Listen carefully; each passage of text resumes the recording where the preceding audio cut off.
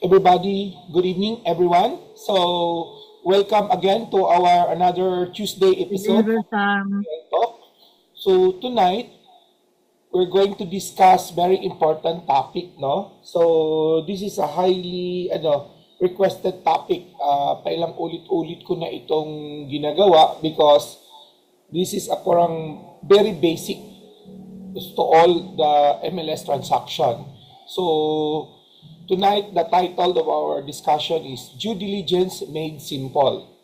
Protect your clients, protect yourself, protect your commission. So, tonight, we'll discuss about how ensuring legal, marketable, profitable listing that protects your reputation, preventing dispute, and to close faster. So, again, para sa mga yours truly, I am Samuel Lau, your broker partner. So, allow me to share something why due diligence is very, very important. Because due diligence, it's prevent deals from collapsing in the middle.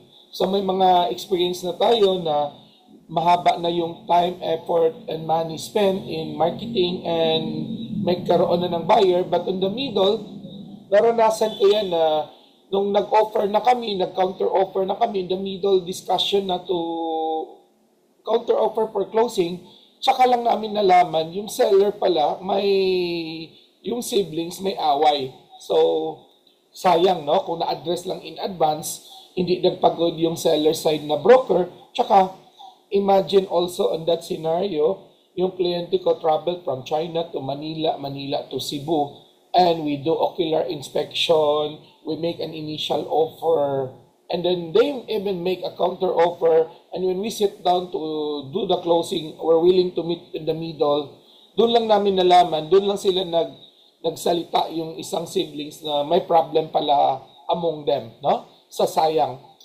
Another is, protect us, broker, agents from legal liabilities. Okay, I will discuss that later, no? May mga magandang mga example dyan, no? One thing is avoid misrepresentation. Sometimes, what if it's really the seller ang nag-misrepresent? How are we going to protect ourselves? Kasi pag may talagang sadyang malicious intent yung property owner to scam the prospect buyer, hindi sasabihin ng mga property owner yung mga hidden agenda nila. So how we, broker, protect our interest, especially in the legal liability. No? Next, it builds trust and credibility with sellers and buyer.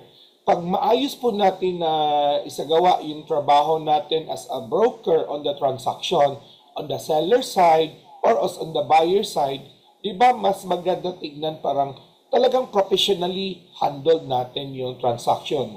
No? So it saves a lot of time. So by filtering also unmarketable properties earlier, yes, we wanted listing. We wanted property to market. But we wanted also to, kumbaga, mag-harvest tayo ng prutas. Gusto natin i-harvest yung hinog na, ready to market. Pwede na ibenta sa market, di ba? Hindi yung hilaw pa na mangga na alagaan pa natin, papahinugin pa natin ng ilang araw. So the same thing with property. So if we do our proper due diligence, maiwasan natin yung nag-pre-market tayo, yun pala, hindi pa siya hinog, hindi pa siya ready to marketable, may legal concern or may whatsoever, no? So we need to filter properly. So at the end of the day, position you as a professional, not just a middleman. We brokers here, we're not just middleman. Again, we're not just a ahente broker to a transaction. We are professionals. We need to handle our client properly, representing seller side or representing buyer side. So, why due diligence matters? These are just some few tips that kailangan kong i-share sa inyo. So, by the way, just to share something tonight, in-invite ko din yung mga property owners. In-invite ko din, I know majority of our audience now are licensed brokers, not only in Cebu. By the way, welcome people, brokers from Luzon, from NCR. We also have people from Cagayan. I saw Simsuan. I saw from South Luzon, I saw even from Cavite and Batangas, no? So Luzon area, NCR area, Mindanao area, and Cebu and outside Visayas area will come tonight, no? And by the way, tonight also, I invited yung mga licensed agents natin. Tsaka I also invited yung mga very enterprising livelihood ahente-ahente. Why? Because for them to understand how important is our profession and why they need to collaborate with our licensed broker. Okay? So, let's continue. Securing authority to sell.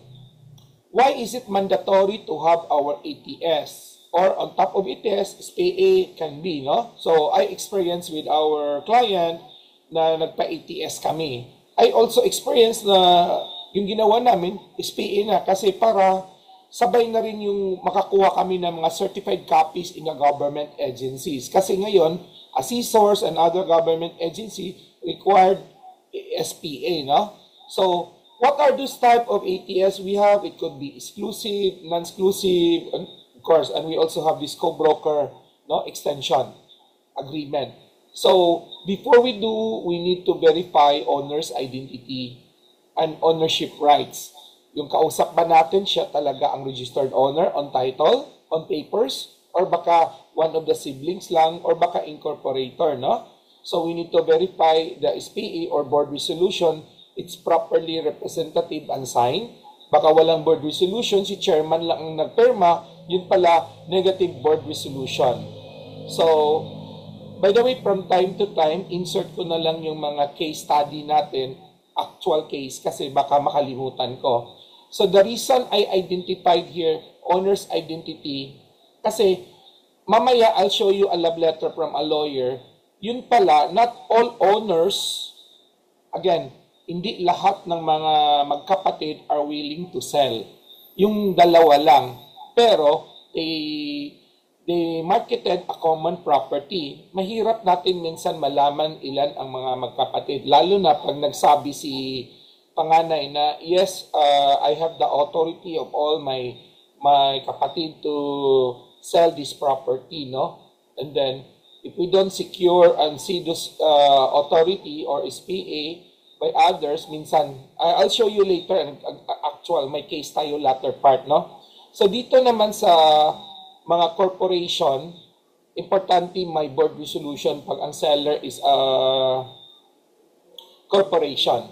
Kasi, minsan may experience na kami na ang pumirma sa ATS is the chairman of the board. But yun pala, walang board resolution.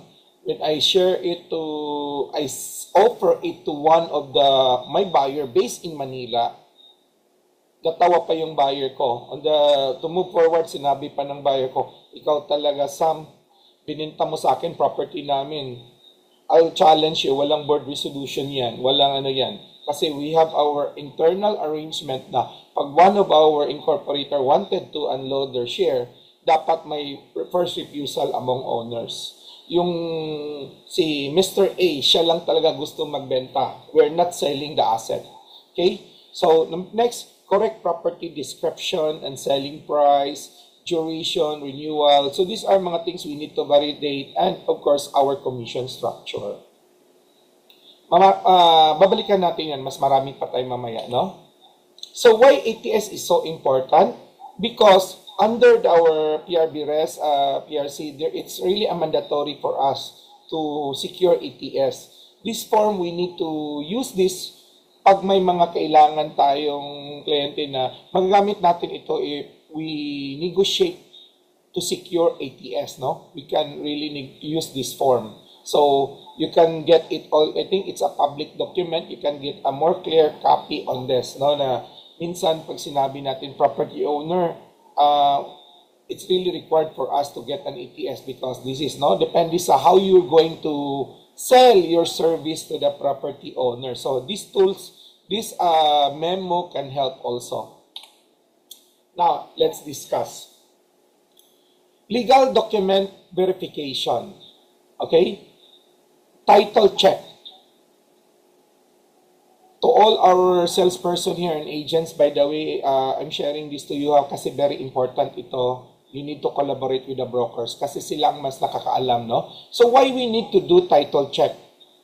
So we need to get certified true copy from the ROD to make sure the title is clean title without encumbrances. Or pag may mga annotation yan, anong klaseng annotation, no? Mortgage, adverse claim list, dependent. So pag may mga problema yan, may mga annotation, so we need to discuss it with the seller, property owner, ano itong mga annotation, parang may third party claim, adverse claim, or mortgage. So dapat ipaliwanag yan ng seller. Kasi minsan yung photocopy ng mga title na binigay ng seller sa atin, malinis. Pero in reality, naka-mortgage pala yan, may registered mortgage doon annotated in the ROD. Kaya we need to secure a certified, a latest certified true copy. No? So pag may mga annotation yan, ask an explanation from your seller. Pag hindi din nila alam yan, go to your broker or to the lawyer who can help discuss. Bakit may annotation to? Hindi namin alam ito. Okay, so on that annotation, minsan may mga case number yan, lalo na pagkaso yan, no? You can also get certified copy on that. Kunin mo lang yung case number. So have the lawyer review and read that one, no? Para everybody. So importante also to get a certified true copy, part of the due diligence. Now, let's go to the tax declaration, which usually we get a certified true copy of tax declaration sa assessor's office. Bakit importante? We need also to check in the tax declaration kung may mga annotation or wala. Kasi we have already a case experience na in property in Karkar, Cebu, yung titled malinis, the certified copy titled malinis, walang annotation. But on the tax declaration, may annotation. Okay, so may mga case na ganyan. It happens. And then, we also have a case scenario in Naga na yung lot number in title nandoon. But yung tax deck, walang nakasulat lot number. Minsan, very common yan na walang lot number. Next, ito pa. Yung lot area on title, example, 304 square meter. But on tax deck, 302 square meter. Bakit nagkaganon? So, you need to validate, you need to go trace back on your tax deck. On the history, 304 naman siya. Bakit naging 302? Yun pala, yung property, it's a kanto. Nagkaroon noon ng widening, nagiging yung kanto na kinuha ng, for road net or curb, yung 2 square meter. Tsaka, ginawang automated siguro ng assessor, in-adjust because it's just LGU Barangay Road, in-adjust yung tax deck binawasan ng 2 square meter without informing the lot owner. But of course, when we sell the property, hindi matuloy-tuloy yun because hindi match yung lot area. So, pinaayos namin yun sa assessors.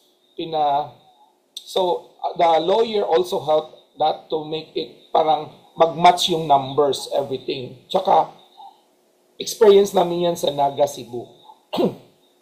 Classification also, we need to double check because if our buyer is wanted to buy a property for commercial use or for industrial use, then yung classification is residential, high density residential, then gagamitin for industrial.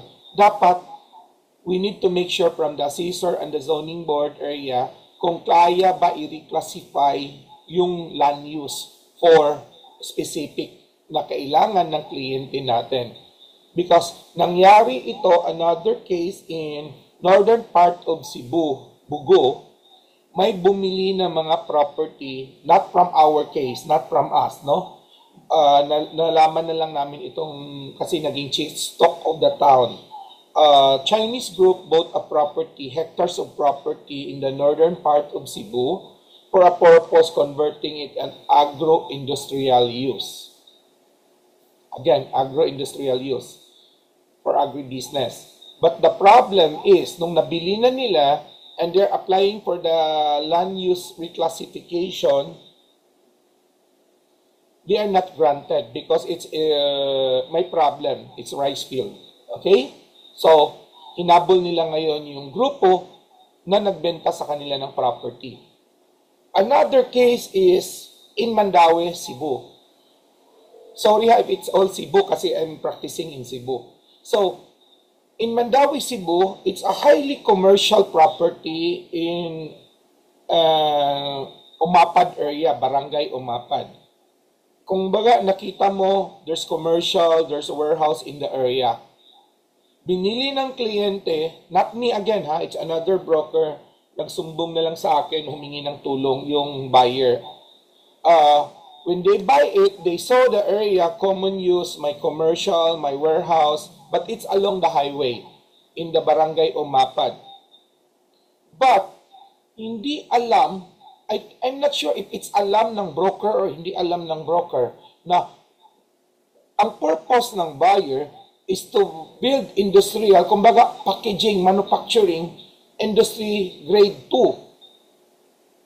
So nangyari ngayon, after the buyer bought it and renovate the existing warehouse to convert into factory, manufacturing, hindi sila napagbigyan ng permit to do it. So, hindi nila nagamit yung property na binili. Almost 100 million plus minus. Di ba? Big problem. So, it will go back to you as a seller, broker. If I hire, example, nakita ko si Edwin. Edwin, I wanted this property for industrial use. I'll do manufacturing. Di ba? It's trabaho natin to make sure also na yung land use, dapat it fit the requirements of our buyer. Okay? So, talagang importante yan, no? Let's go back, by the way, on the title. Naalala ko, another case in Mactan, Cebu. There is a notation, pero canceled na yung kaso. But yung kaso, kasama doon yung kaso with the RD, so kasama sa may kaso yung Register of Deeds Officers before. So, dapat you need to trace back up to the alpha title, paano ba na-solve yung case, there is really a finality, everything. So, making sure all the legal side and get a certified copy of all this final decision, execution, para just to make sure. Kasi minsan, may mga kaso na it was solved but not totally, I'm not a lawyer, but not totally, kumbaga may shortcut, may sometimes, no? I give you another example. Title pa rin tayo ha, in Talisay, Cebu. The title is reconstituted title.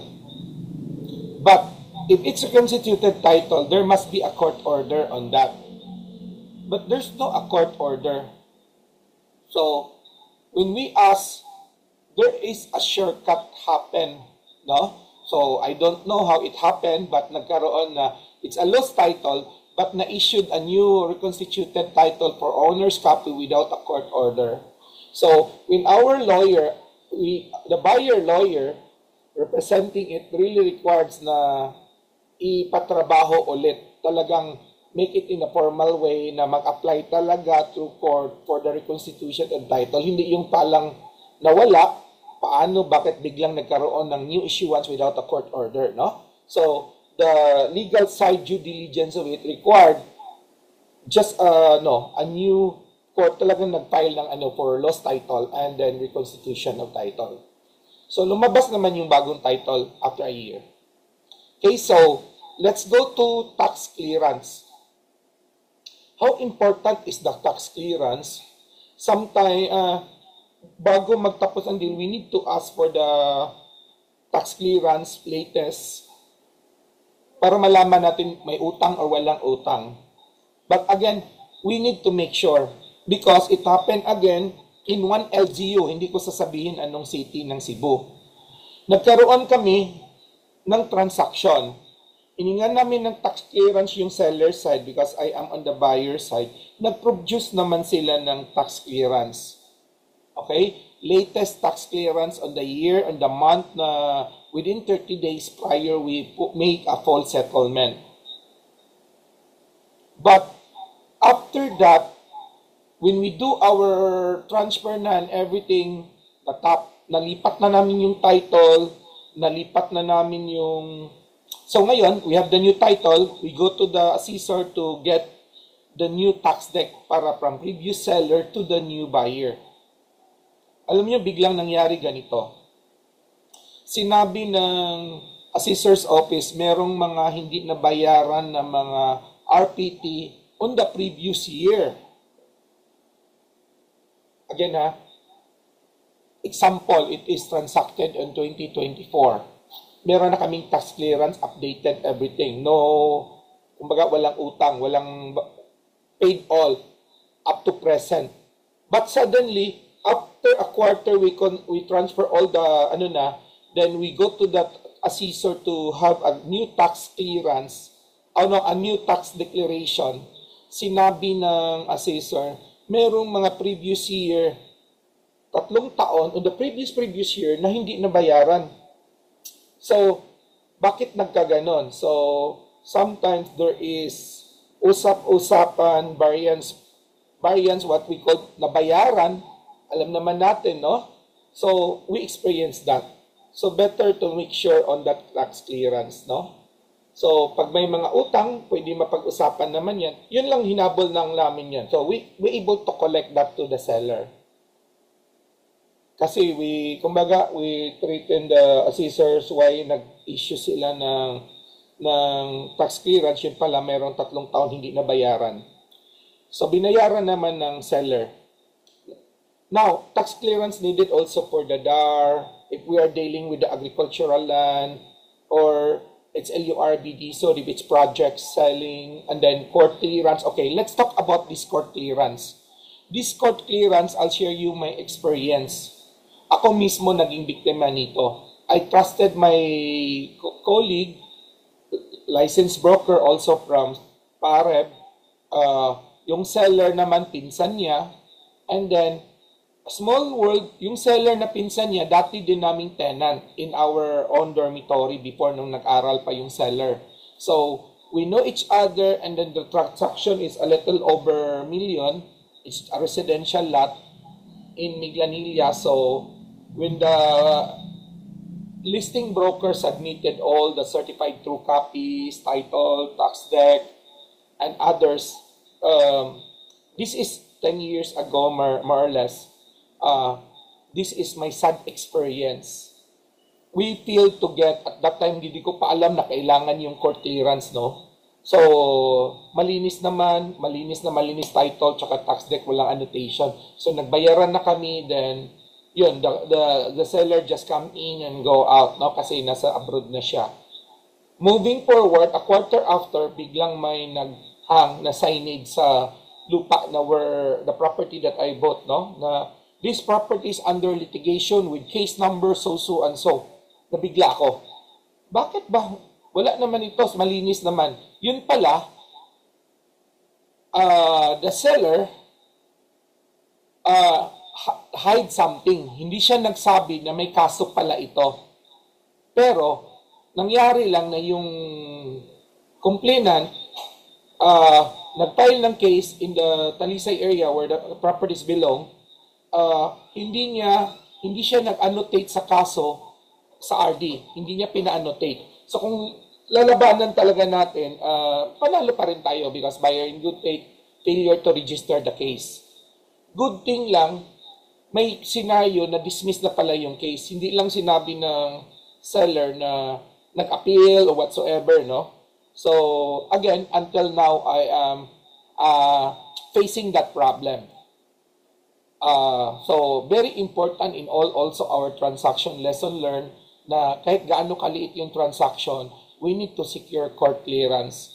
And in relation to, we just bring a copy of the certified copy of title, tax deck, bring it to the court, asking the court if this property, lot number, etc., wala bang court cases, no? Especially, saan na nabilong yung property. Like in Miglanili, it happened to be in the RTC, Clerk of Court of Talisay. Okay? Next is, let's go to the physical market feasibility, no? So, site inspection. The site inspection case is access road and right-of-way. Of course, bago tayo magbenta ng property, we need to visit the property, no? Never sell a property na hindi mo in-identify yung exact location. So, I'll share you an experience.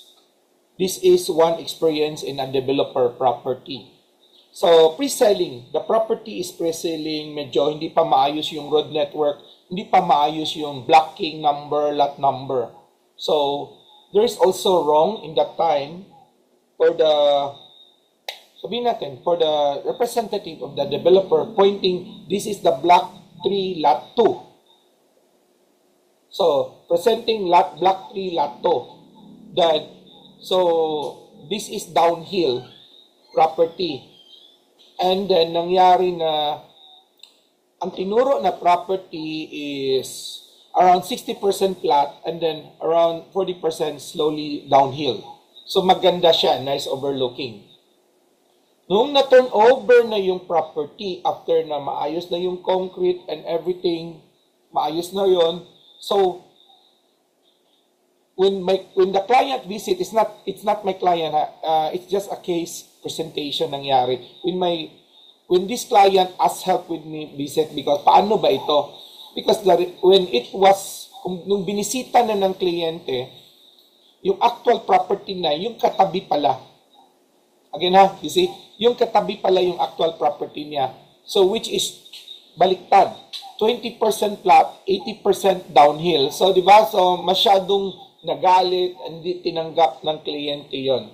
So, doing this review, nagkamali pagturo yung broker. Broker naman is assisted by the developer representative on the technical side. So, very careful tayo. Now, let's talk about case of road right-of-way. If you're buying property or you're selling property in the national highway, always ask for certification from the DPWH kung meron pa bang mga proposed widening in the area. Because very important yan to make sure. Kasi another example is in Mactan Circumferential Highway. There's a property na super ganda, frontage around 20. Ang deep niya is around 15. So it's around 20 and 15 sa maganda yun, no?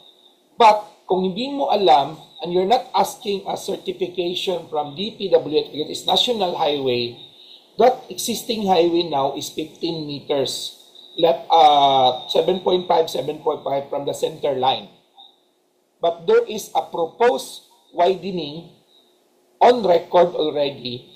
That's another 7.5 on the left, another 7.5 on the right. So to make the 15 meters road into 30 meters super highway. So kung titignan mo, kaya hindi nabenta yung property na yon because 15 meters lang yung deep niya, bawasan mong 7.5, ang natira is 7.5. Bawasan mo pa ng sidewalk, bawasan ko pa yung setback sa likod, so tendency, ilan na lang matira? Is it still buildable? Masyadong maliit na, no? So, if we broker, alam natin there is a widening. It's so easy to know it kasi you can view it right away from those mga bagong building, no? Na tinayo na, malayo na yung atras nila from the sidewalk. Okay? So we need to, that's part of our due diligence. Now, let's go to a barangay road. A barangay road to small, a tertiary road na. So we have also experience. It is tertiary road. I think around 6 meters. One way pa yung daan. So, we never expect na magkakaroon pa ng widening in the area. So, we are on the seller side. Na-experience namin yan na it's a tertiary, mas wala masyadong sasakyan. Siguro walang widening. So, we did not ask from the engineering office na magkakaroon pa ba ng widening in this barangay road. At saka kasi one way din eh. But the buyer, good na lang, they do their due diligence, they also validate it in the engineering office, in the city planning, and there, they found out na magkaroon ng widening. Maliit na lang, from 6 to 8 meters. So, but, yung side namin, where the property we are selling, doon mag-adjust yung 2 meters. Kaya yung frontage namin na 15 meters, mabawasan ng times minus 2, 30 square meter total ang mabawas on that property that we are selling. So, very important, we need, part of our due diligence is we need to validate the road right of way. Okay? Another case of road right of way is very obvious when you do physical inspection on the property for sale. It happened in Mualboal, Cebu. Very nice beachfront property. Too good to be true why they are selling it so, sabihin na lang natin, a little lower than the market value. Kung titignan mo, there is an existing there's an existing road but not cemented. So big question, maayos cemented yung road. Bakit pagdating sa doon, a total of around 300 meters not cemented? So a question. So you need to ask the barangay. You need to ask the LGU. Bring the copy of your, you can ask a tax mapping, and then you can go to the engineering office of that municipality. Bakit this area, is it really, kasi sa tax mapping lalabas if there's a road or no road. So lumabas sa tax mapping, it's all bounded by lot. At saka yung title, if you read the technical description of the title, it's also bounded by lot number. There's no road. So doon pa lang sinabi niya, Sam, it's nagkasundo na lahat ng 3 owners on that road right of way. Okay, nagkasundo. Where are the documents? Dapat it must be supported with the documents. Dapat yung mga MOA, whatever, it's also annotated in the title on those lot number kung saan dinaanan ng road network. Because there's another case in Mactan, malapit sa Plantation Bay, yung mga parents, yung mga dating old guard, nagkasundo na they will provide common road right network. Kasi puro beachfront property next to Plantation Bay. But if you visit the location now, the next generation, nagkaaway siguro yung mga next generation. So yung nasa unahan, naglagay ng parang tool, parang may kawayan harang bago ka pumasok, bayad ka. So, bakit nagkaganon?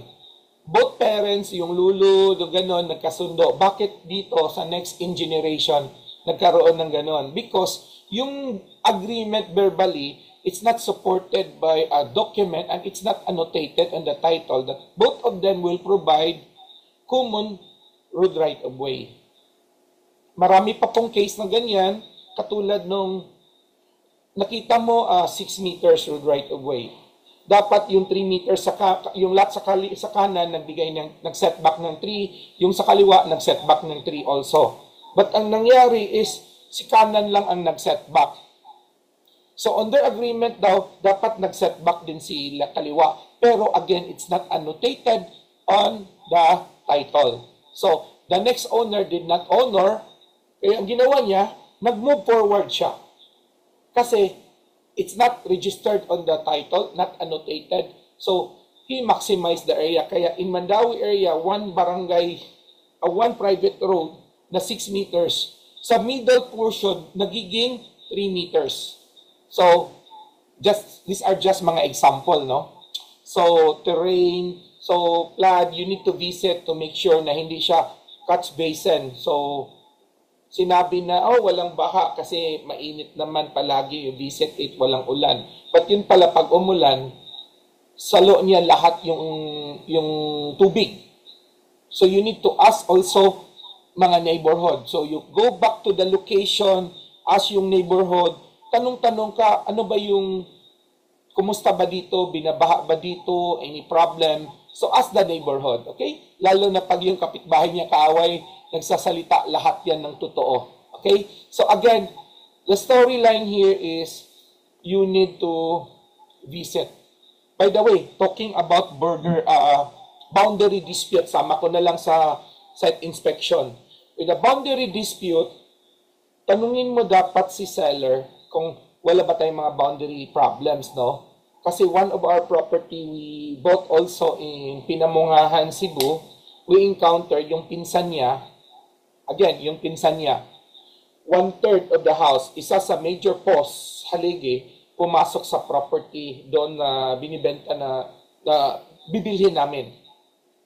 Sabi nung seller, Sam, my property is titled. Sila hindi titled tax deck.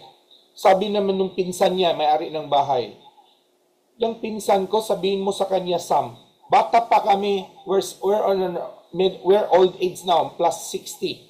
Bata pa kami, binili ng papa ko yung lupa ng lolo namin dito. Puro tax deck pa ito. Yung lolo niya ang nagsabi na ito yung area. Silang nagbigay sa amin, dito kami nagtayo ng bahay, konkreto pa. Ngayon sabihin niya na lumampas yung bahay ko. Who is she? It's lolo niya, supported by the father niya. Siya, kami magpinsan. Hindi namin alam. Ngayon, nagkaroon lang siya ng title. Ngayon, lumabas ngayon after 40 years, sabihin na may old house, lampas parang almost around 70 to 80 square meter. But again, tax deck kasi lahat yon noon. Then, nagkaroon lang ng advantage yung seller na at that time. Siya yung unang nagkaroon ng title and recorded in the DNR. So when we do a joint relocation survey kasama yung surveyor ng adjacent property, so it is conforming na lumampas talaga ng around 70 to 80 square meter. So I advise my seller, buti nag-retention kami, pinabayaran ko na lang yung para matapos na. So the seller pay of compensation to that property, sinira yung 70-80 square meter, tsaka kumbaga parang binayaran, compensation, no? So paayos naman, it's all on the discussion. Okay? So again, very careful tayo. We have another property in Naga.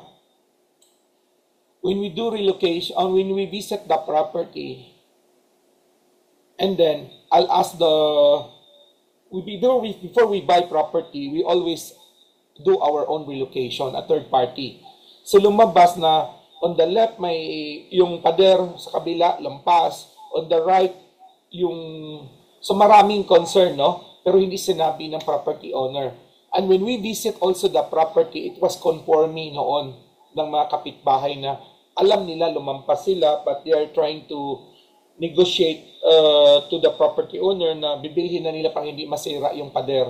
But hindi lang binanggit ng seller at that time. So, minsan, careful talaga tayo because sellers, and if we are representing the sellers as a broker, dapat, first thing first, we need to do our due diligence before we post that property in the market. Okay? Because that can also, kumbaga, make question on your integrity in the future. If I still deal with Juan de la Cruz, itong si Juan de la Cruz, ayaw ko na makig-deal kasi nasa akin tuloy ang trabaho, lahat ng due diligence, listing broker naman siya. No? So, again, we need to do that. Let's do the zoning land use confirmed with planning office. So, again, this is a case of what I mentioned in Bugu. This is also the case what I mentioned in Mandaue. So, what we did also with our transaction here in Karkar, I was commissioned by a buyer to put up a chicken, poultry farm. So we're looking for 25 hectares. So since it's agricultural land, so we asked first the LGU office, especially with the mayor, kung saan yung, kasi I talked with the mayor kung open ba siya for the big investor na to put up a commercially run chicken farm, poultry. So sinabi ni mayor, I'm open for that, but our problem is our land use in that area, it's agricultural, but it's not irrigated. So tinawag niya yung sa zoning area, we identified certain barangay, and then sabi ni mayor, go for that barangay, and if you see a property na nagustuhan yung gusto nyong bilhin, let's do it this way. Bago nyo bayaran, let's commission a barangay session and also public hearing. Tutulungan namin kayo. Once the barangay approved with our help, then we submit it our sanggunian for the variance, for the change of the land use also. Before you pay that property owner, because it's a big amount also, no? Example, 500 peso times 1 hectare, it's 5 million times 25 plus another 5, it's total of 40 hectares. So, dapat you collaborate properly because sayang yung pera ng investors pag hindi nagamit yung property based on the mandate na gusto nilang gagamitin. So, dapat tayo broker and seller side, we need to work, make sure the zoning and the land use. Kasi ayaw natin, babalikan tayo ng our client. Sam, I told you I'm gonna use it for this purpose. I trusted you. What happened now? Balik mo pera ko. Paano natin ibalik? Wala na. Umalis na yung seller. Minsan, yung seller are from abroad. Umuwi lang para magpirmahan. Okay? So, very important yan. Now, let's go to ito. Allow me to share this one. Highest and best use. No? Dapat may idea naman tayo. Parang negosyante, no? To help. But this, again, more on the consultant level na ito. But I'm sharing you my experience lang. Okay? The experience like this. The property owner selling the property for residential use. At let for example, car ulit tayo. The property owner 1 hectare selling the residential use at 10,000 per square meter. But that 10,000, okay, go back, Mactan tayo. Good example ito. In the Barangay Sugtungan area, there's a 3,500 square meter. The property owner selling it for 15,000 per square meter. So, paano ba natin, alam natin na broker tayo, we need to know, is it a good price to market in that area? Ano bang high use? Yung classification niya is residential. But yung entrance niya is only 3 meters. Again, ha? So, can you sell it residential 3 meters, 3.5 for pocket development? That's a big no-no. Kasi 3 meters lang yung road network going to that property. But good thing, yung adjacent property willing to sell another 3 meters para magiging 6 meters. But let's go back to the price, 15,000. Roland, as in Roland. But within 1 kilometer radius, you can see the project of Santa Lucia, project of Philippine Estate. They're selling 16,000 to 18,000 developed lot inside a major subdivision with a big road network with major amenities.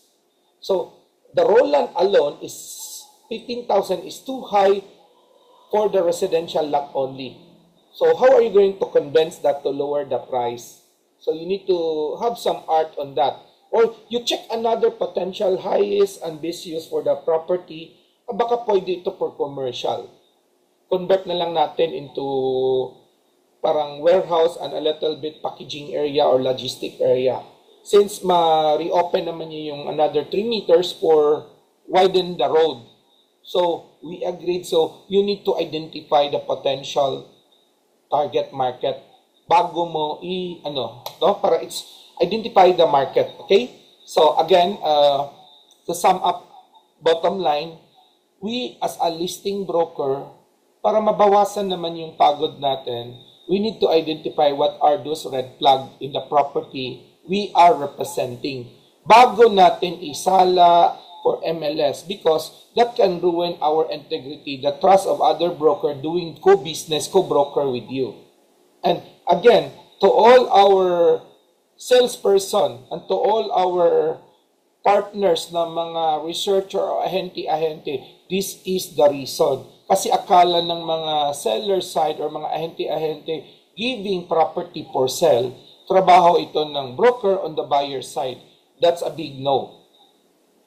Before the seller group posted, market this listing property for MLS or co-broker or in the social media, because you're wanted a direct buyer, you need to make sure. Okay, sorry ha, nasa early part pa lang tayo sa ano natin, but marami na ako naibigay case. Let's go continue muna. So again, let's go to common issue and how to handle. So, discrepancy in the area. So, we need to do relocation survey before marketing that one. Pag sinabi ng seller na may problema dito kasi yung kapitbahay namin parang nag-encroach siya sa property niya, so you need to do relocation survey. Address the problem because na-identified na. Or the good thing, the lot owner, transparent to you, no, na may problem on the area. Or sinabi niya, the area, it's 1.5, pero honestly, ano na lang ito, mga less than kasi nag-setback kami due to the road widening. Pero, on my title tsaka tax deck, hindi pa nabawas yung road widening. So, paano ba? Ilan na ba ang natira? So, have a relocation survey. Okay? Now, co-owner, not signing. So, paano ba yun? Common property, co-owner. Mamaya, I have a good example dito, actual love letter, no? Walang consent sa ibang may-ari. Let's say, 5 sila magkapatid selling common property kasi hindi pa na-partition. But 2 of them are not selling. Can the 3 sell it without the consent of the 2? Yes, but the question, wala pa extrajudicial partition. Which area sa 3 ang binibenta? Wala pa silang extra partition, no, na approve subdivision. We'll go back to that. I have a good case on that on the latter slide. Next, title under deceased. So, we need to assess as a broker, we can help assist on the settlement of the estate tax of the heirs, no, para mabenta yan. Okay? Mortgage annotated. Well, congratulations. For me, mas gusto namin bumili ng mga property na naka-mortgage sa bangko or sa mga registered lending institution. Why? Because at least alam namin na malinis ito kasi bank will not accept also pag hindi malinis yung property, no? So, but again, you need to address, paano ba natin i-address yung utang? Sa down payment, i-pay off na ba natin? So, pag-usapan ng maayos. But I'll tell you another case of this. Not all malinis. Okay, I myself experience ko to. In Danao, Cebu. Because I myself, I buy mortgage property. Kumbaga, ROPA, foreclosed by the bank. So, I bought a property, negotiated, kasi walang nag-bid. So, I bought this property, I put a down payment on that property after I visited. I put a down payment 20% and negotiated with the bank that I apply for the loan for the remaining 80%. So the ROPA head office is in Manila and then I filed my loan application in Cebu branch. When the CI appraiser visited the property, they declined my loan. For what reason? Alam mo? There's no road right of way. When I visit the place, there is a road right of way. The property is 2,500 square meter. There is around 200 meters road from the barangay road up to the site.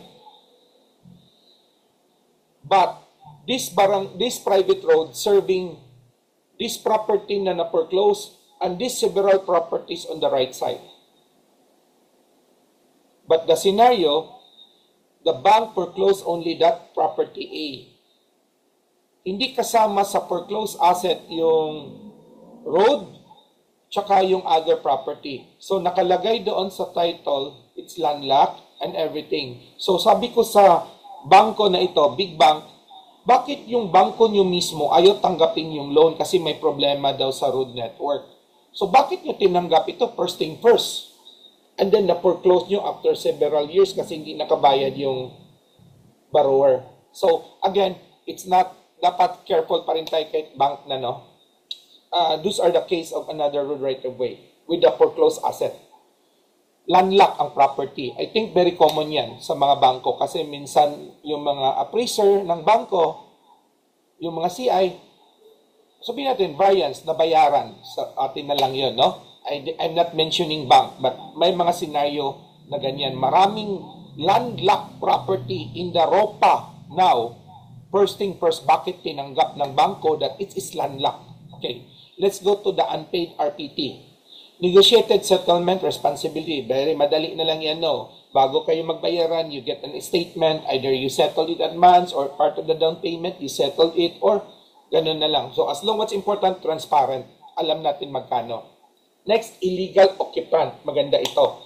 First thing, common ngayon, either you buy it as is where is with illegal occupants, informal settlers, or you negotiate to the seller na I'll put a down payment, then you take care with the illegal settlers bago tayo mag-full payment. So, usapan yan.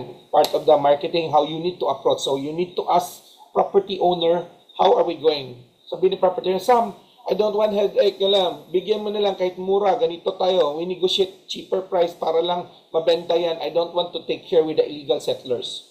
So, si buyer naman, there's a good negotiating power. Okay, I'll buy it these things. Ako na bahala tanan, as is where is. So, ang ganda yan. If you want to buy, may sakit sa ulo, but pag may problema, may opportunity. Okay? Zoning mismatch, target aligned. So, I give you example already earlier, no? BIR, TIN number, an open case. Okay, very good. I give you another example. Property, we sold in, I'm on the buyer side. Property we bought in Talisay area. It's less than 3 million. It's in a, kumbaga, 150 square meter lang yun. It's less than 3 million. So, the seller said na it's non-battable. Again, we're talking non-battable. But the problem when we pay it already in the BI for the taxes, nagiging battable. For what reason? Importante, para maiwasan yung problema ganyan, importante you need to do TIN verification.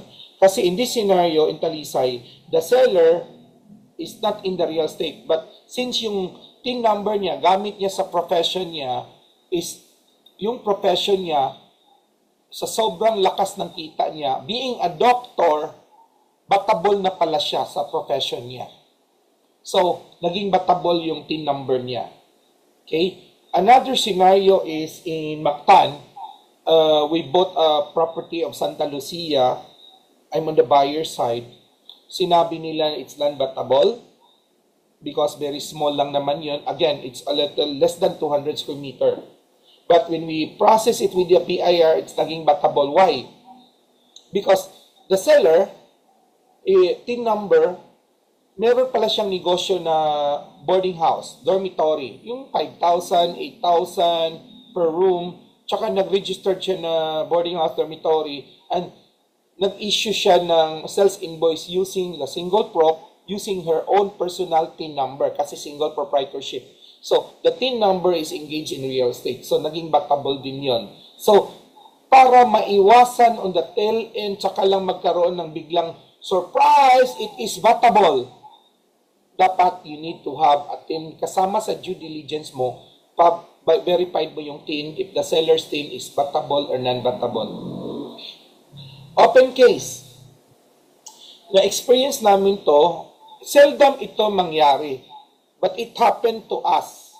When we buy a property, kumbaga it's a commercial property with a business, the seller is doing a single proprietorship. It's not corporation or partnership. So, when we do TIN validation, verification, to make sure, so sabi ng BIR, this TIN number sum, para maiwasan ang problema bago you solve all the open case muna. Kasi daming open case ng TIN number na ito. So, pag nagbinili nyo itong property na ito, we will, kumbaga si BIR, inisip siguro ng BIR, now it's our time to collect yung utang ni Charlotte, yung kasi nagbenta pala siya ng property. So, on top of it, we know it's battable, but On top of it also, pinasettle ni BIR yung mga open case for the number of years doon sa dissenting number. Kasi, okay, may negosyo siya. Tsaka yung property na binili namin, it is the business itself. Okay, next. By the way, sorry, nakalimutan ko yung disclaimer. What I'm sharing you is based on our experience lang. So, you can always validate that in all the legal part of our practice or with the lawyers and others. Kasi paiba-iba naman yung mga, especially in other cities. Baka may mga changes. So, disclaimer lang, I'm just sharing you based on experience para precaution to our practice. Okay, let's continue. Seller's objection. So, maganda din ito, how to Q&A. So, sinabi ng kaibigan ni Ray Bahian, Ray, tsaka na lang yung ATS, pagkaibigan naman tayo, tsaka kapitbahay tayo, etc., etc., no? So, how you do that? Ayaw magbigay ng ATS for you to market. You can explain. Katulad kanina, kita mo, there's a legal risk because in our profession, we are required to secure ATS bago namin i-market yan. And there's no guaranteed or commission. It's all verbal. But also, in part of our previous 2 weeks, nandito yung topic natin, how to get other ways to get, other way to get an authority, an implied authority to market. So, allow me to make sure what is important here, if you're representing your client, is you get, on top of the ATS, you can get an implied authority na inauthorize ka talaga niya. So, scenario number 1, nag-interview ako kay Ana. Hi, Ma'am Ana, property owner, Ana Marie. So, nag-note ako sa location, sa area, sa lot area, sa selling price, net of taxes, commission, terms, etc. So, sinabi ko, then ayaw niyang magperma ng ETS kung it's confirmed. Okay? So, kaya ginawa ko ganon. Sabi ko, Ma'am Ana, nakasulat doon. Ma'am Ana, to whom we address the letter of intent to buy. Ma'am Ana, please kindly, kanino ko ba i-address yung letter of intent to buy ng client namin? Can you please fill up the name? Siyempre siya yung registered owner. So, fill up your full name, your email, and What is important here, at least on the written notes, meron siyang handwriting para pwede mo siyang balikan. Kasi, di ba, may implied ETS. But pwede naman natin yan i-super doon sa letter of intent to buy natin. Kasi when you submit your letter of intent to buy to the seller with your buyer, inulit mo ulit doon yung property description, area, and others, your offer, tsaka yung terms. Seller, buyer shoulder all taxes, that's very common. Seller shoulder taxes and other payable prior to the date of sale, plus buyer o seller shoulder broker's PF or commission 5% of the selling price. So, inulit mo naman yan doon sa letter of intent mo. So, if you accepted, etc., then sa baba, prepared by your broker, then, so it's a registration form, the same time is letter of intent to buy. Then sa baba, conform me by pag tinanggap niya yung offer, yun yung terms condition mo. Ang minsan lang kasi dyan, iniwasan natin, there's a case scenario. Sinabi ng seller, bakit you price it 500 peso per square meter? Wala tayong pinag-usapan 500 peso. We agreed 700 peso per square meter. At least kung meron kang ganun, note mo, sabi mo, Mr. Farmer, Mr. Lot Owner, on our last transaction, honestly, napagkasunduan natin based, kita mo itong notes na ito, na handwritten po pa nga itong sa baba. Ayan, nag-conform ka, yan yung notes natin, 500. So, meron kang item na babalik-balikan mo na to protect yourself that you are not misrepresenting. Okay? Now, maraming ganyan. But another thing is nag-chat kayo to social media, Messenger, Viber. So, you screenshot everything and then you email the property owner. Sabihin mo, Miss Charlene Martinez, sending you a summary of our convo, our chat sa Messenger. Attach here. And so, summarize mo doon. property, price, terms, commission, everything. And then, so, please kindly review, freely edit, and conform me pag tama. Because, for validation, bago ako gagawa ng offer sheets to my client, I want you to review and conform me everything. So, nag-email ka, then nag-reply si property owner, may inedit siya doon, tsaka nag-conform me siya. So, at least that's implied authority already that she's authorizing you, no? So, we have more on that latter part we discuss. Next is the title is mortgage. Okay lang ba yan? Yes, very na. Discuss na natin yan. Pausapan na lang sa sinong nagbabayad. But again, you need to validate to the bank kung yung mortgage na yan, it's still under the, hindi pa siya, kumbaga, foreclose. Kasi minsan may nagbenta sa amin yun pala, pagpunta namin sa lending company, kasi nabigla siya, no, you cannot, it's foreclosed already, it's past of your redemption period. So, wala na, no? So, you need to validate. Next is co-owner is abroad. We can sell without signature? Cannot, no? So, importante. So, you need to validate. Pag may SPE yan, you need to validate pa rin. You can always do online. Online. Anywhere in the world, we can always do online validation.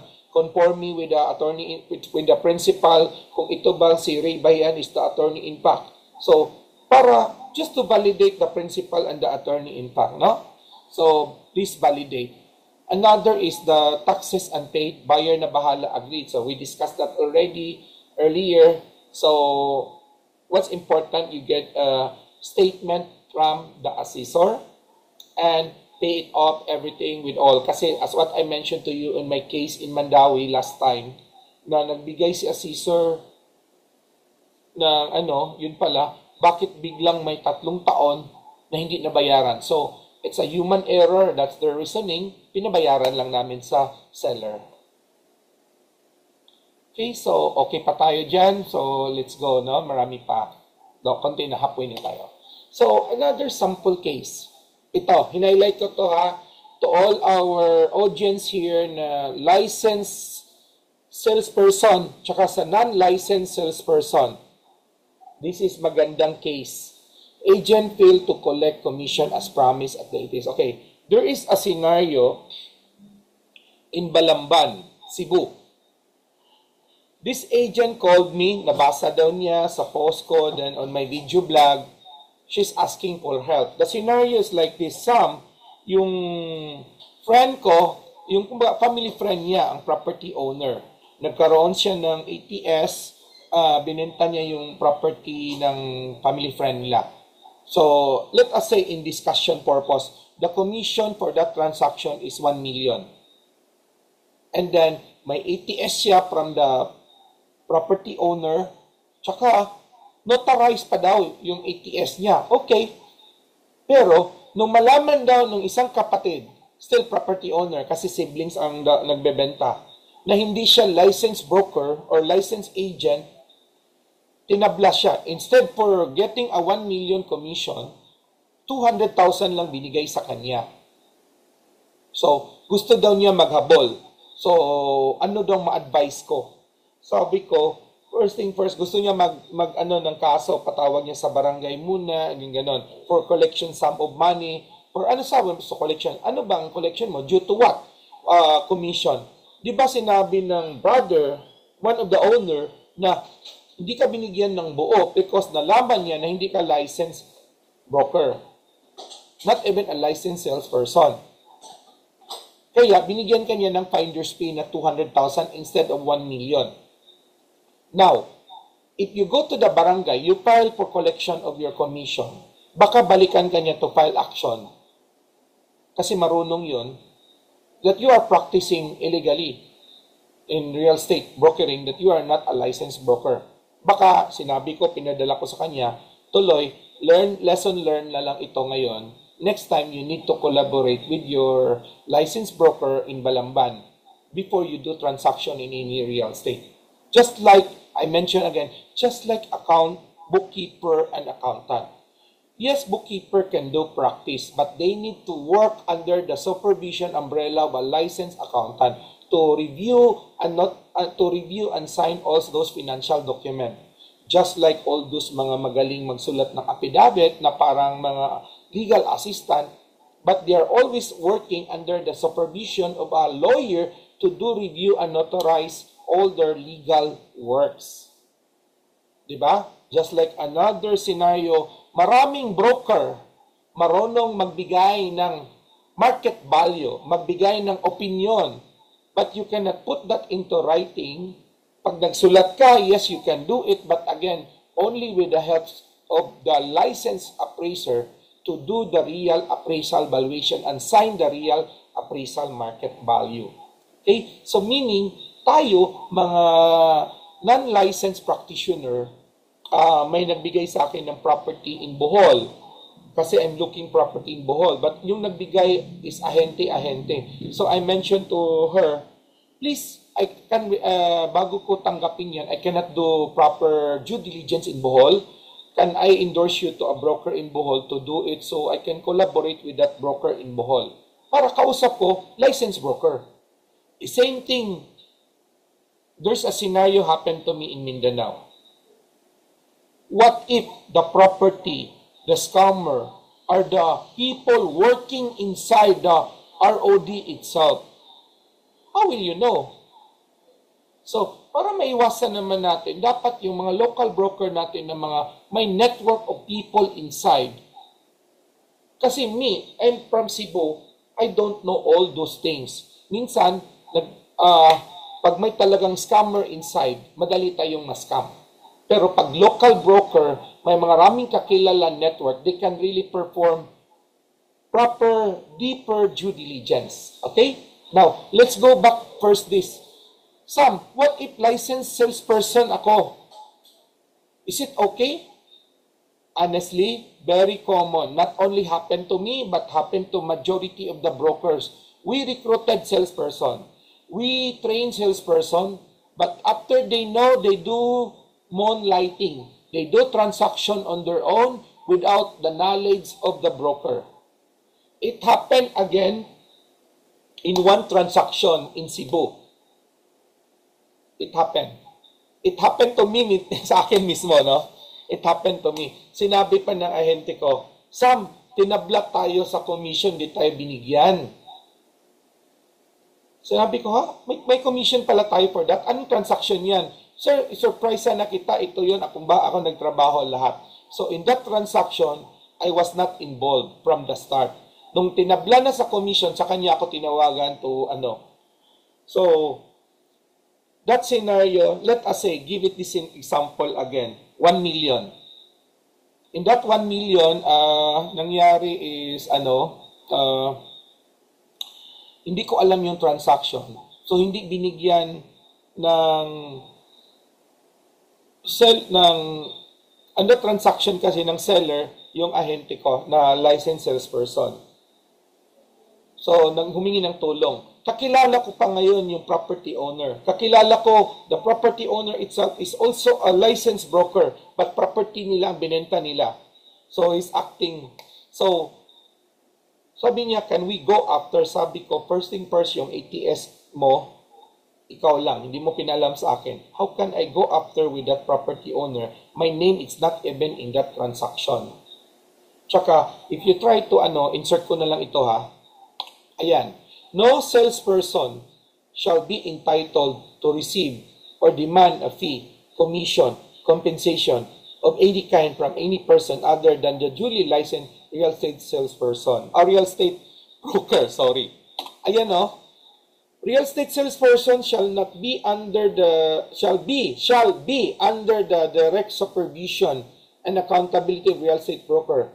They, again real estate salesperson, they cannot by themselves be a signatory to a written agreement. No real estate salesperson directly or indirectly can negotiate, mediate, or transact any real estate transaction for and in behalf of real estate broker without first securing authority or accreditation with a broker. So, hindi pwede mag-brokerage transaction tayo na hindi natin kasama si broker. Ma-licensed agent ka man or non-licensed agent, always involve your broker. So you must look for a broker where you're comfortable to collaborate. Just like yung mga bookkeeper, meron silang mga accountant na kapartner nila. Just like yung iba. License, So, license broker. license broker. Sorry. Thank you, sir. Thank you, sir. Medyo ano lang. Updated audit Yes. documentation. Thank you, sir. Okay? So, by the way, if you have few questions, kalimutan ko, you can type it in our chat box and we discuss it again. Thank you, sir. Okay, let's continue. Sellers not including other years. How will you determine? So, ito nangyari ito. So, we are marketing property. May co-broker ako na humingi ng tulong because I'm looking for a beachfront property to ano. So, nagkataon yung inoffer ko yung property ng co-broker ko, listing broker, hindi nagustuhan ng property ko, ng buyer ko. So sabi ko na, okay, can I market it online? Sinabi naman niya, okay. So we market it, we even visit the property, we market that online. So you know what happened on this? I'll show you. It's a love letter from a lawyer. Ito yung sinabi ko, the property is still common ownership. A common ownership meaning hindi pa hinati-hati ng mga magkapatid. So the ATS from my co-broker came from one of the siblings. But yung ibang siblings ayaw pala magbenta. So tinawagan kami, buti na lang kakilala namin yung property owner, which is a kilalang personality in Cebu, said na okay, tinanong lang nila sinong nag-authorize. Hindi naman, pero sabi nila na you need to remove that everything because we are not selling. So sabi nga, nag-usap kami, you're selling that property, but which portion of the property you're selling? Hindi pa namin nahati yung share nila at saka share namin. Common pa yan. Wala pa kaming extrajudicial partition na ito yung lugar nila at ito yung lugar namin. So, dapat we need to make sure na the one selling years, may implied siya na, yes, Sam, I certify na I have the authority of all my siblings to sell our properties. So, at least, kasama yan sa ATS mo para pag nagsinungaling, at least mapakita mo man lang sa ATS mo, ay sorry po, kasi on our ATS, sinabi nung kapatid mo, ayan nag-certify siya na meron siyang authority to all the siblings to market your property, itong specific property na ito. So, at least man lang, no? So, next, who is the rightful person to issue ATS or ATM, authority to market? Yun, very important yan in a common ownership, like yung magkapatid or yung mga apo na, no? So, sino ba talaga? May authority ba sila? Baka yung kausap mo, isa lang siya, yung iba ayaw pa, no? Baka, nangyari kasi yan sa akin, no? I give you example. I trusted this Chinese guy. Ito yung commission namin. Negotiated na nga yung commission. I closed the deal. It's my early experience. That's why I'm sharing this to you. Supposed to be my commission is 1.5 million. And that 1.5, it's negotiated commission already. So yung dalawang kapatid, pauwi pa from Canada. So ang kausap ko yung eldest among the siblings. Tatlo sila, tsaka dami yung iba for a family corporation. Nung dumating na yung siblings, kapatid, dalawa, nagkasundo yung dalawa not to honor my 1.5 commission. Because walang board resolution and they are not authorizing their eldest, their panganay, to ink agreement with me as a broker of the transaction. So, ayun, nawala tayo, no? And na-override yung kakilala ko. So, humingi ng sorry, everything to make ano na lang, win-win. So, na-negotiate yung commission ko 0.5%. And then, terms pa. So, wala na akong magawa. It happened already, no? So, akin lang, we need to make sure na all these things must be put in order para hindi maiwasan, para maiwasan yung mga experience na nangyari ko. Okay? Now, are we allowed to post online?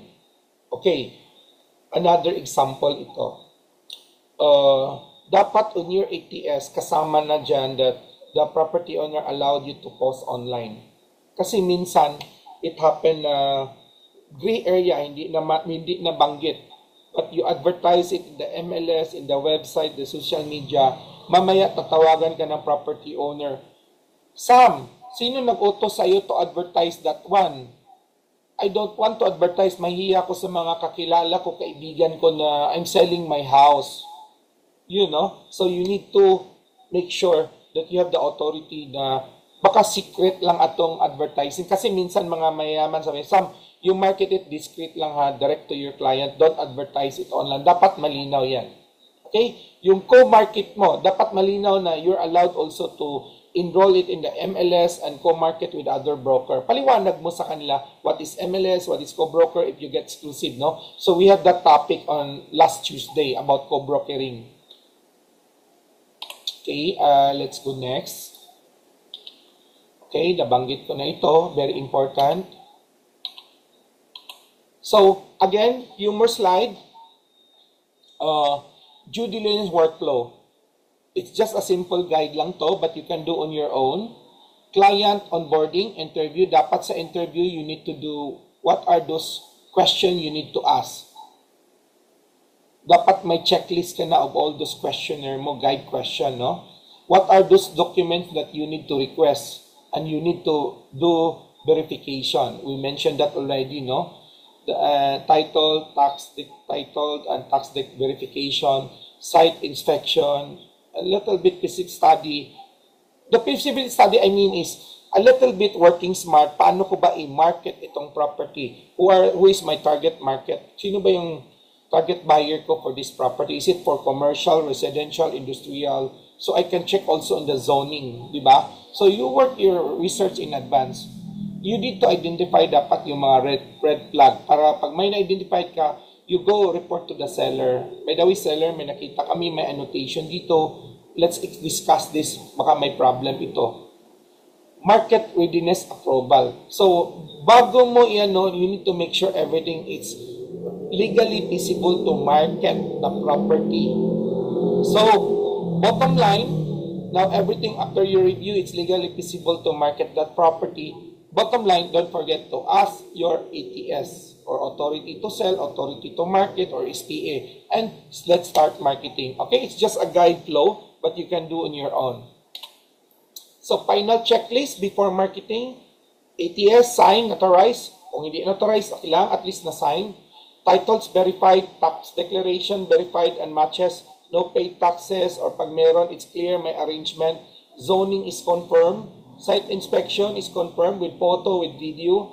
Seller's briefed and on, seller's briefed on disclosure. Dapat walang mga hidden na mga So, as I mentioned to you, dapat on our ATS, minsan yung mga ATS na iba, maraming pages because nandun yung mga seller guarantees that the property I'm selling is free from any liens, encumbrances, etc. That I warranties, that I have the authority of all my siblings to sell, market this property, no? So, I also allow the brokers to market my property in any online platforms, offline and online, and etc. etc. So you can always modify your ATS, no? So lastly, key takeaway, due diligence it's a non-negotiable, not to ask broker. Either you're on the seller side and we on the buyer side, we always do the second round of due diligence. Hindi yung kami yung una. Dapat seller side, make sure na kayo. Kami on the buyer side, if we do it, it's second round as part of the buyer's due diligence also. Always verify before marketing because it protects yourself on the legal and financial trouble. Our professionalism equals seller confidence. Marketable listings start with a clean, verified property. Okay? So, lastly, how our PHMLS platform handle due diligence for nationwide listing. Kasi tayo broker, we're licensed broker not only in Cebu or not only in Bohol. We are licensed to practice nationwide. But how are we handling proper due diligence nationwide? Under the PHMLS platform natin, we make sure that yung mga subscriber natin are all verified licensed broker under PRC. And that's the reason that we are doing this kind of free seminar to share our experience because hindi naman lahat in theory nandyan lahat. We're sharing to avoid problems para naman may share natin sa ibang mga co-broker natin para we have common standardized practice in due diligence, saka yung mga best practices, we learn it also from others, no? So, the good thing with our PHMLS, if you check property in Bohol, in Las Piñas, in Cavite, Bulacan, Baguio, these are all posted, listed by a licensed broker. Tsaka, if you get a property there in the phmls.net, you are direct to that broker. Walang middle broker. Walang sinasabi na some three-way tayo. Because if I posted my own listing, I need to honor 50-50. Ganon yun, no? So, we broker, what if may listing galing sa mga ahente ko? So, it's your job. Ikaw ka-deal namin. Bahala ka na sa mga ahente mo. Halimbawa ako, may some property was listed galing sa co-broker ko, associate ko sa opisina ko. So, pag tinignan yan, ka-deal ko, another broker from Manila, we will honor 50-50. Bahala na kami sa 50-50 on our group. So, MLS, straight 50-50. So, what are those listings you can see also, source out in our MLS? Licensed real estate broker, appraiser, consultant, sila yung mga sources natin ng mga listing dyan. Bawal mag-join yung mga licensed agents or non-licensed agent. But they can always collaborate with the licensed professionals, real estate broker, appraiser, consultant. Para yung listing nila, mabalidate muna ng mga real estate broker, then bago i-post sa MLS. Another listing source are the developers with LTS.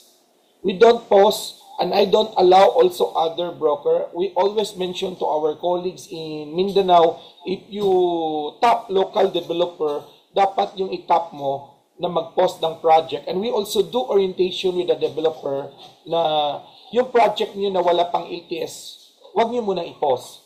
So, if they have 9 project and they have soon to launch na pang 10, wala pang LTS, hindi muna nila i-upload. By the way, all our listing to developers, it's all free, no? ROPA from the bank. So, we also encourage our colleague brokers to tap your local bank and lending institution. Be the broker and upload their ROPA, your foreclosed asset in our listing. And you be the broker. So dapat, ikaw na nag-upload, ikaw nag-validate first. And karamihan naman ng mga property in the bank are, lalo na yung mga na-transfer na on the bank names, no? Or in the lending institution, ano na yan, malinis na. Minsan lang, dapat black and white, transparent na it's a landlocked property whatsoever. Okay? So again, this is the theory of our MLS. We are providing subscription for our fellow licensed broker only for 1,000 per month, and you have your own website. Either it's a subdomain website or you buy your own domain, like you buy your own, let's say, tapayanrealty.com or you go erasanbrokerage.com, no? Your own brand. So, the beauty here, just like now, we're 100 plus brokers and practitioners here. We are networking each other. So, if there's a new broker joining from the Cagayan Valley, that is an expansion of our business. We can now generate listing from Cagayan Valley through that broker, and we can now do business in Cagayan Valley through that broker. So, gone with the day na you need to open corporate office in Luzon, Visayas, Mindanao. Here, just a word of mouth, if we help each other, top one broker at a time per month. Let's say we're 100 now. We top one broker to join our MLS network, phmls.net. Honestly, 1,000 it's nothing for a broker, no? You have your own unique website, you have your own shared listing real time, and you have your own internet footprint 24/7. The beauty here, if we top one broker, so we are expanding our business with the new 100 brokers. So if you top broker from Palawan, we can now do business in Palawan. If you top broker in Gensan, we can now do business in Gensan. You don't need to travel and do office in Gensan. using our website, our Jensen broker will upload their own brokerage, projects, rental leasing, and foreclosed asset. And it become available in our website. So we can market it globally. And if we have buyer, we can endorse it back to our co-broker in Jensen. So for you, how to start up this, it's free, first 2 months. Allow me to share it na gamitin nyo muna. Okay, Faye, please put in our chat box the link for the phmls.net free user sign up. You can sign up, you use the system for next 2 months free. Use it, and I know you're gonna appreciate it, no? So my staff, Faye, will type the MLS link. Please do it. If you have also market, please do it, no? So please use it. If you have some concern, contact us. Okay? So again, last 2 slides. Next week, I'm inviting brokers who is interested on this topic. So next week, I've been doing brokerage for the last 16 years. I have my own firm. Karamihan ng problema is on the broker and setting up is ano ba yung tamang business entity to set up pag magkaroon ako ng realty firm? Is it single proprietorship? Is it general professional partnership? Or is it corporation? Ano ba yung operational cash flow in the business? Paano ba natin malaman yung P&L? Yung break-even sales? Common real estate salesperson structure? Ano ba yung sharing and commission and others? So, pag-usapan natin yan on next Tuesday. So, join us with the same Zoom ID. So again, in behalf of my Samuel Olan Associates, thank you for joining us, fellow brokers, appraiser, consultant, and salesperson. So if you have some question, please save, screenshot my number and my Gmail account. If you email me with my Yahoo, I have some problems with Yahoo now, parang napuno na. So please email me with my Gmail.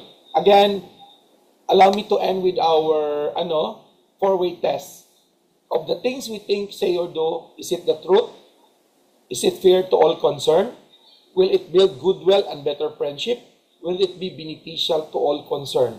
So, what I'm doing here with my colleagues, I'm just sharing you my experience because I wanted to, kumbaga, when we do co-brokering in the future, at least it helps scale up our practice, no? So, to all our salesperson, it also helps you educate na you need to work with a licensed broker. Na wag kayong mag-moonlight kasi the end of the tunnel, baka matsambahan kayo, magkaroon kayo ng problema, you cannot claim your commission. So, please collaborate with our licensed broker. Okay, so, thank you again, everyone. And